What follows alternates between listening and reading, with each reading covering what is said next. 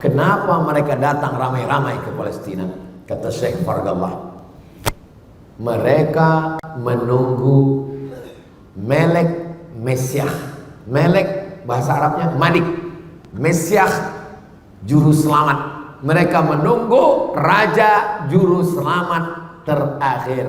Mereka bermimpi akan punya raja, akan punya kerajaan, punya raja. Syarat rajanya itu turun, mesti ada 5 syarat. Syarat yang pertama, semua Yahudi di dunia datang kembali ke Palestina. Maka mereka pun datang, yang dari Amerika datang, yang dari Eropa datang, yang dari Maroko datang, yang dari Andalusia datang, yang dari Rusia datang, semuanya kembali. Sekarang sudah berkumpul 5 juta orang Yahudi di Palestina, membuat negara bernama Zionis. Zionis dari satu bukit, nama bukitnya Bukit Sion, atau disebut juga dengan Zion. Maka mereka sebut negara itu adalah negara Israel, didirikan oleh kelompok Zionis Israel. Kenapa mereka buat negara itu?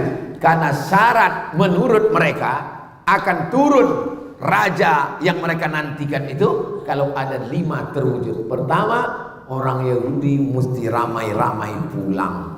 Sudah pulang atau belum? Sudah, sejak 1946 buat negara 1948. Sekarang Palestina menjadi minoritas, dan menurut Google Map tak ada lagi Palestina, yang ada hanya Israel. 2, sakit hati mereka yang paling besar adalah kepada Babel, karena bangsa yang paling banyak menyiksa mereka, lebih dahsyat daripada Fir'aun, adalah Babel. Babel itu maksudnya Babilonia. Babilonia itu Irak, bukan Bangka Belitung. Maka setiap penguasa mereka pasti menghajar, menghantam Babel, Irak. Karena menurut mereka setiap penguasa mereka mesti menghantam Irak, karena syarat untuk membalaskan sakit hati raja-raja mereka. Kalau mau raja terakhir itu turun, maka hantamlah Irak. Itulah mengapa Irak babak belur terus. Tapi yang menghantam Irak kan Amerika, Pak Ustaz, bukan Israel. Atas perintah Israel. Loh, bukannya Israel negara kecil, Amerika negara besar. Presiden Amerika tidak akan terpilih kecuali persetujuan dari Israel garis kanan. Dan menteri-menteri itu adalah sebagian besar Madeleine Albright, Yahudi, yang merusak melalui film, Yahudi. Nah, ini semua Yahudi. Lalu kemudian yang paling kaya, orang-orang kayanya, Yahudi. Tapi kita tak bisa salahkan orang kaya, ya dia kaya. Salah kita lah, kenapa pakai miskin, susah. Salah ini Jepang menjajah kita. Jepang salah, tapi kita lebih salah. Kenapa kita mau miskin, susah, mau dijajah? Nah, jadi kita mesti bangkitkan semangat. Yang pertama, syarat rajanya turun, Yahudi mesti balik ke Palestina. Syarat yang kedua, Irak mesti dibantai. Maka Irak itu babak belur terus sampai serangan yang terakhir. Sampai hari ini Irak lemah. Yang kedua, jadi kata dia, rajanya itu di atas, Mesyah yang dia sebut itu raja di atas, mau turun ke bawah kalau ditengoknya bawah itu hijau. Dia mau ditengok hijau. Itulah maka mereka menggerakkan penghijauan, menanam tanaman sebanyak-banyaknya, dan tanaman yang ditanam itu adalah syajaratul gharqad. Namanya pohon gharqad. Subhanallah, masya Allah, tabarakallah, Allahu akbar. Allahu akbar. Kenapa Allahu akbar? Karena dalam hadis Nabi dikatakan, nanti ketika kamu berperang dengan Yahudi, sampai batu-batu berkata, ya Muslim, hadza Yahudi khalfi. Wahai Muslim, ini di belakangku ada orang Yahudi. Faktulhu, bunuh dia. Satu-satunya yang membela Yahudi, kata Nabi, cuma satu. Apa itu? Pohon gharqad. Dan pohon gharqad itu sedang mereka tanam sekarang. Saya waktu sampai di perbatasan, ini Mesir, ini Rafah. Rafah ini satu kota dibagi 2, setengah untuk Mesir, setengah diambil Israel, Palestina. Nah, ditunjukkan sama gaya Ustadz Somad, itu adalah pohon wortel yang hijau mereka tanam. Untuk apa?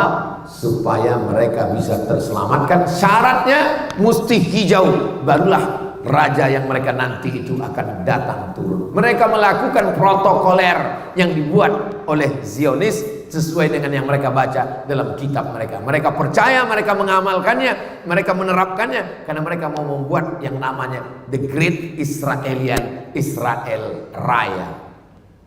4. Apa lagi mesti mereka lakukan? Mereka mesti membersihkan tempat itu dari orang yang bukan Yahudi.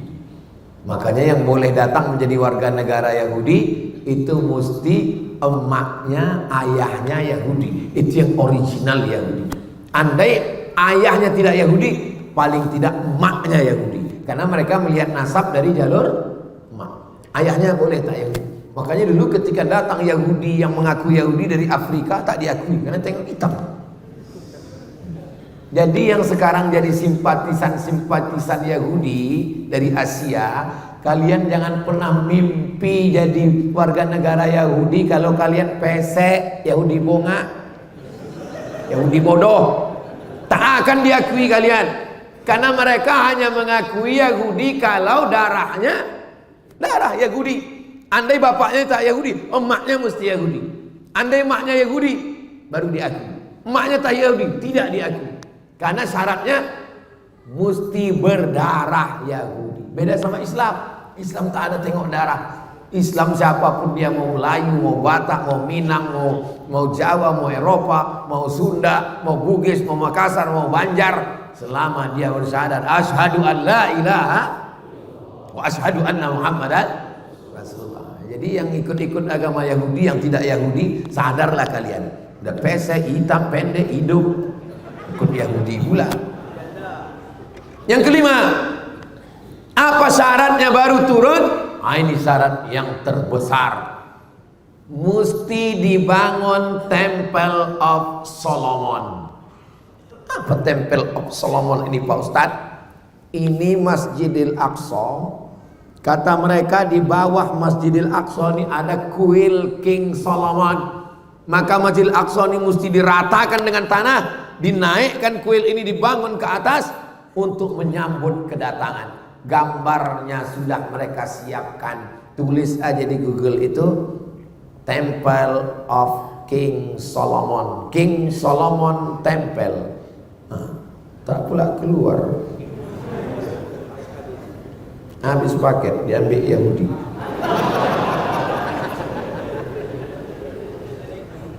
Habis itu pilih image. Itu dia bentuknya. Sudah disiapkan mereka. Architectural model of the Temple of King Solomon akan dibangun di atas Masjidil Aqsa. Maka keliling Masjidil Aqsa itu sudah digali mereka terowongan sampai pada masa nanti bom hancur, barulah mereka bangun tegak. Lalu pun mereka menantikan, wahai turunlah. Mereka tak turun karena memang tidak ada. Mereka membangun negara mereka berdasarkan mitos. Siapa yang mengatakan gitu? Roger Jarudi. Roger Jarudi tidak Islam, orang Prancis, benci pada Islam. Allah kasih hidayah, masuk Islam. Ditulisnya buku Israel membangun negara berdasarkan mitos, ditangkap oleh negara Prancis.